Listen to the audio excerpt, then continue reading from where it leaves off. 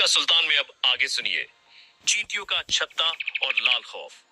जब से आर्यन के हाथ में वह रहस्यमयी और जादुई फोन लगा था, उसकी जिंदगी का मकसद ही बदल गया था। अब उसका बस एक ही काम था, गेम में पागलों की तरह ग्राइंडिंग करना। दिन हो या रात, सुबह हो या शाम, आर्यन की नजरें बस उस चमकती हुई स्क्रीन पर गड़ी रहती थीं। बाहर की दुनिया से उसका नाता लगभग टूट चुका था। वो अपना ज्यादातर वक्त इसी फोन की जादुई दुनिया में लगाता था और बदले में उसे गेम के अंदर से तरह तरह के चमचमाते हुए डायमेंशनल क्रिस्टल्स मिलते थे। अगर कुछ ही समय पहले की बात करें तो आर्यन का स्टेटस किसी आम और कमजोर इंसान जैसा ही था।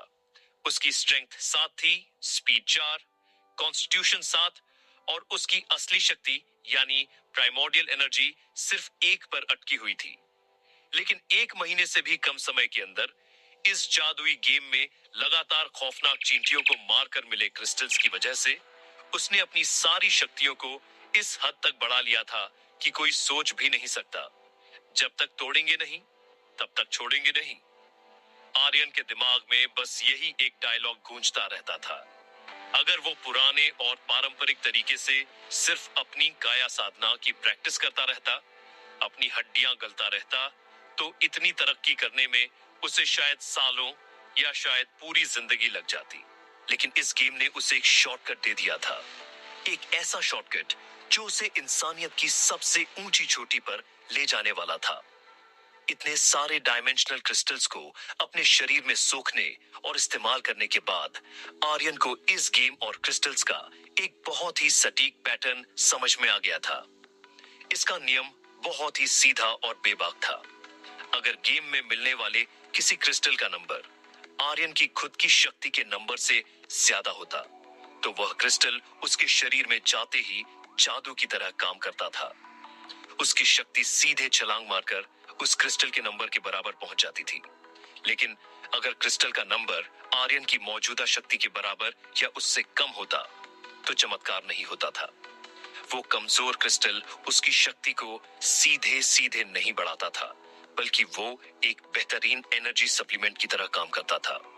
वो क्रिस्टल उसके शरीर की थकावट को मिटा देता था और उसकी खत्म हुई एनर्जी को वापस लबालब भर देता था। इससे आर्यन को अपनी काया साधना की प्रैक्टिस करने के लिए एक ऐसा ईंधन मिल जाता था जो कभी खत्म नहीं होता। इसका सीधा सा मतलब था, जितना बड़ा नंबर वाला क्रिस्टल मिलेगा, खिलाड़ी उतना ही ताकतवर बनेगा। चींटियों के छत्ते वाले इस भयानक लेवल में दिन रात अनगिनत बलशाली और जहरीली चींटियों को कुचलने के बाद भी आर्यन की किस्मत ने उसे अब तक सबसे ऊंचा स्ट्रेंथ का क्रिस्टल 9 नंबर का ही दिया था। सबसे ऊंचा कॉन्स्टिट्यूशन का क्रिस्टल 8 नंबर का मिला था। रही बात स्पीड के क्रिस्टल्स की, तो वो तो हमेशा ही कम नंबर वाले मिलते थे, जैसे वो चींटियां खुद भी भागने में बहुत सुस्त थीं। और अगर बात करें प्राइमोर्डियल एनर्जी क्रिस्टल्स की, वो तो जैसे ईद का चांद थे, बहुत ही कम, ना के बराबर मिलते थे।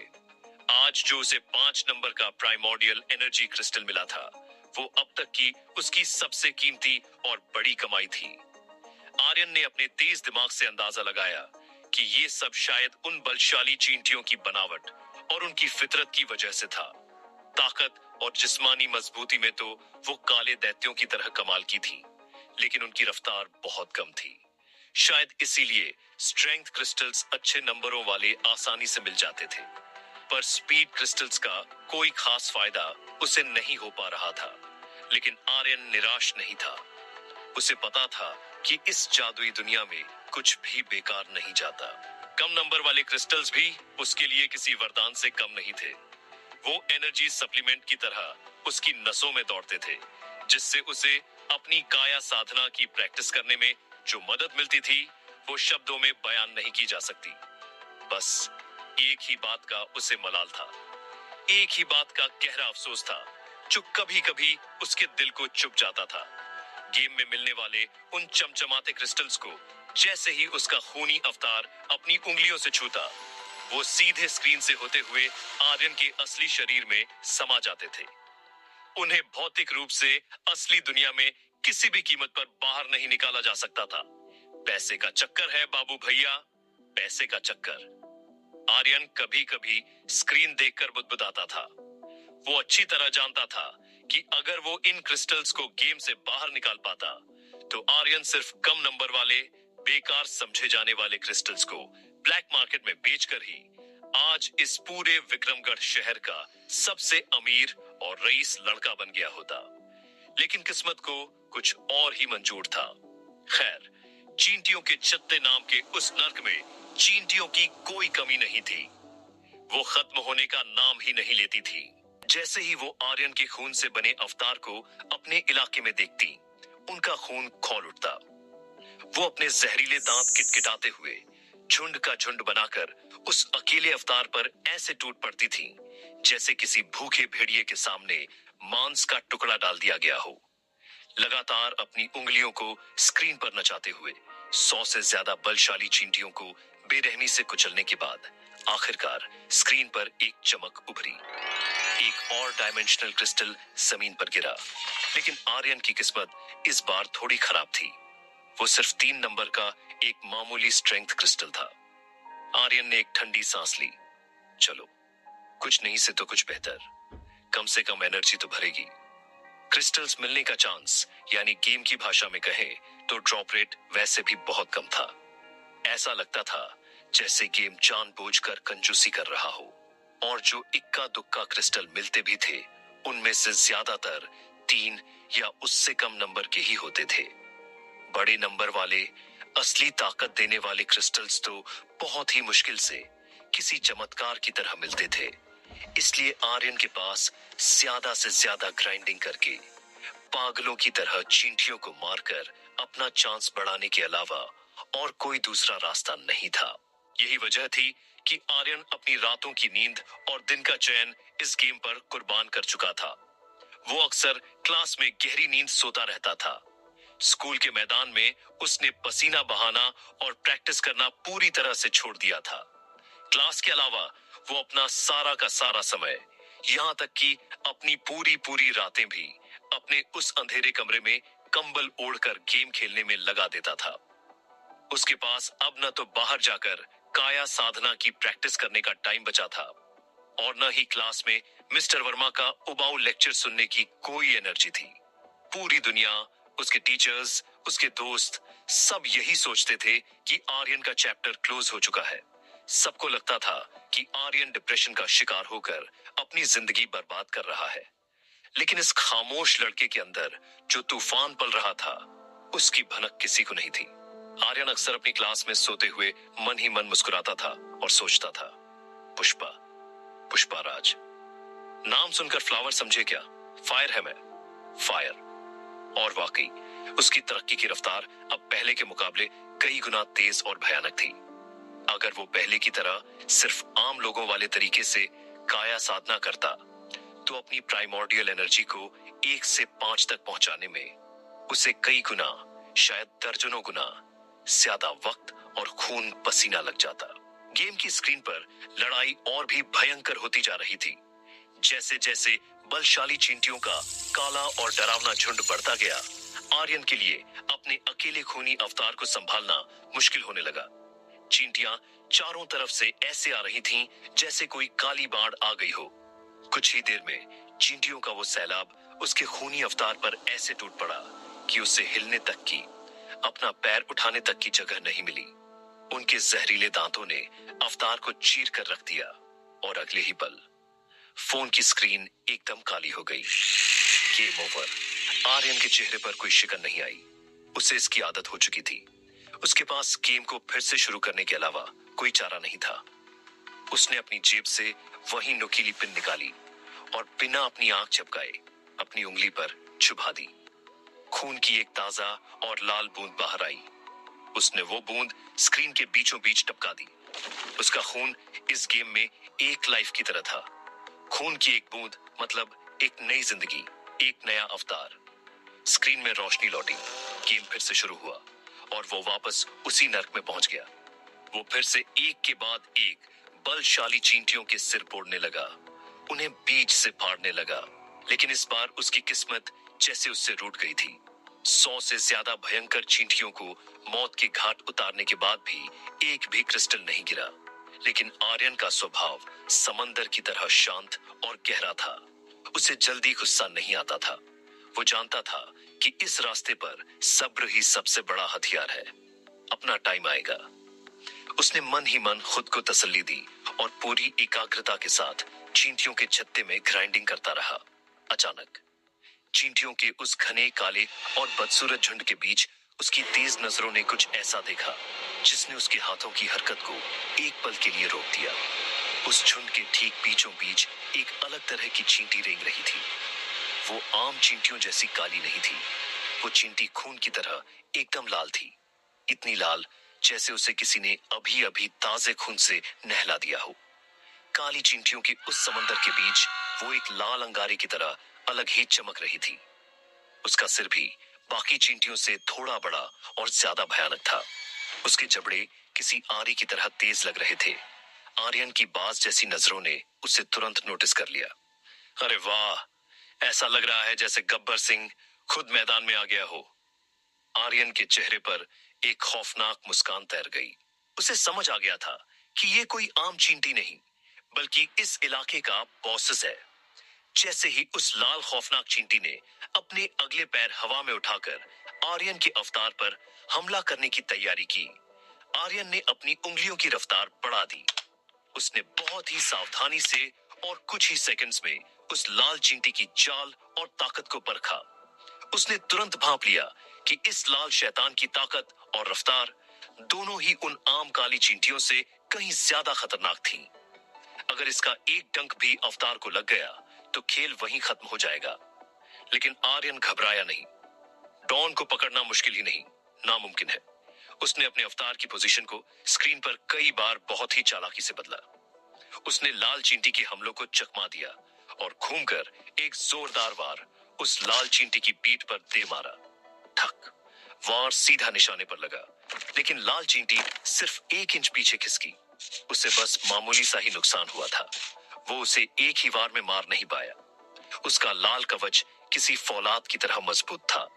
लेकिन एक अच्छी बात थी जिसने आर्यन की उम्मीद जगा दी। उस लाल चींटी के सिर के ऊपर दिखने वाली लाल रंग की हेल्थ बार थोड़ी सी कम हुई थी। आर्यन का दिमाग कंप्यूटर की तरह चला। अगर एक वार से इतनी हेल्थ कम हुई है तो इसका मतलब है कि लगातार करीब 100 हमले करने पर यह लाल शैतान पक्का मरेगा। एक और गनीमत यह थी कि लाल चींटी की रफ्तार काली चींटियों से बस थोड़ी ही ज्यादा थी। वो कोई नहीं थी। आर्यन के खूनी अवतार के पास उसके हमलों को चकमा देने, फुर्ती से अपनी पोजीशन बदलने और पलटवार करने के लिए काफी समय था। चीते की चाल, बाज की नजर और आर्यन की उंगलियों पर संदेह नहीं करते। आर्यन पूरी तरह से गेम में खो चुका था। उसे मारना अब बस समय और सब्र की बात थी। लेकिन गेम इतना भी आसान नहीं था। एक और बड़ी मुसीबत आर्यन के सिर पर मंडराने लगी थी। लाल चींटी से लड़ते लड़ते वो भूल गया था कि बाकी की काली चींटियां शांत नहीं बैठने वाली थीं। काली चींटियों का झुंड लगातार हर सेकंड बढ़ता जा रहा था। वो चारों तरफ से उस जगह को घेर रही थी। आर्यन के माथे पर अब चिंता की लकीरें साफ उभरने लगीं। जिस रफ्तार से वो काली चींटियां बाढ़ की तरह आ रही थी, ऐसा लग रहा था कि लाल चींटी की हेल्थ खत्म होने और उसे मारने से पहले ही उसका अवतार उन काली चींटियों के झुंड में फंसकर बुरी तरह मारा जाएगा। फिलहाल उसके तेज दिमाग में बचने की कोई अचूक तरकीब नहीं आ रही थी। वो बस अपनी पूरी ताकत, अपना पूरा फोकस लगाकर यही कोशिश कर सकता था कि वो अपने खूनी अवतार की रफ्तार को सटीकता से कंट्रोल करे।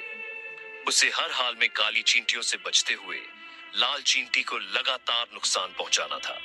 उंगलियों में दर्द होने लगा था, लेकिन वो रुकने वाला नहीं था।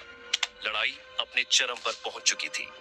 जैसे ही लाल चींटी की हेल्थ बार लगभग खत्म होने वाली थी, बस 2-4 मुक्कों की बात और थी। तभी वो हुआ जिसका आर्यन को डर था। आसपास की काली चींटियां इतनी ज्यादा बढ़ गईं कि खूनी अवतार के पास भागने, मुड़ने या घूमने की 1 इंच भी जगह नहीं बची। स्क्रीन पर बस काले और लाल रंग का भयानक गुच्छा दिखाई दे रहा था। क्रैक आवाज हुई। आर्यन की उंगली पलक झपकने भर के लिए चूकी। उसका खूनी अवतार सही समय पर चकमा नहीं दे पाया और एक जहरीली काली चींटी ने पीछे से आकर उसके पैर में बुरी तरह काट लिया।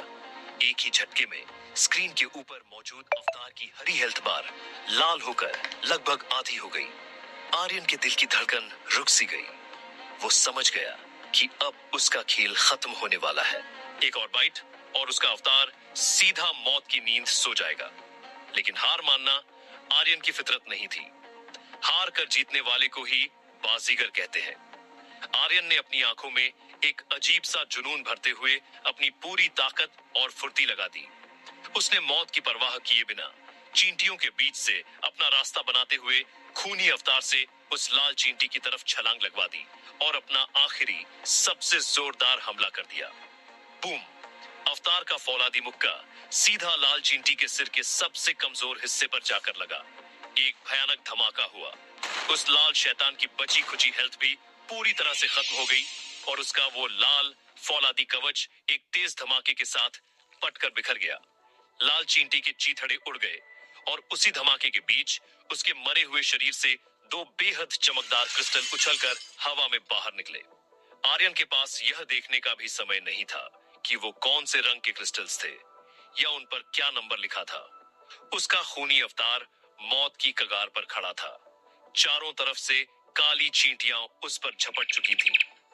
आर्यन ने बस अपनी उंगली को स्क्रीन पर तेजी से स्वाइप किया और अपने अवतार को जल्दी से उन दोनों क्रिस्टल्स को लपकने का आदेश दे दिया। जैसे ही खूनी अवतार के हाथों ने उन दोनों चमकते हुए क्रिस्टल्स को छुआ, क्रंच! अगले ही पल अनगिनत बलशाली चींटियों का झुंड उस अवतार पर पूरी तरह टूट पड़ा। उन्होंने उसे चारों तरफ से ढक लिया और अपने जहरीले दांतों से उसे चीर डाला। कुछ ही सेकंड्स में आर्यन के फोन की स्क्रीन फिर से पूरी तरह काली हो गई। उसका अवतार मर चुका था। कमरे में गहरी शांति छा गई।